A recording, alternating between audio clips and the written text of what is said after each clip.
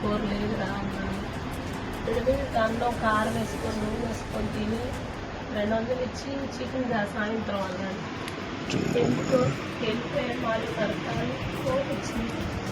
ఆ అబ్బాయి ఇంకో అబ్బాయి అన్నాడు కదా సార్, చారు వెళ్ళాడు అంత పిన్ని అనగానే అప్పుడే నాకు పడిపోయా.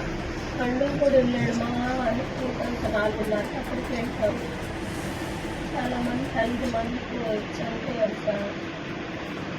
అలా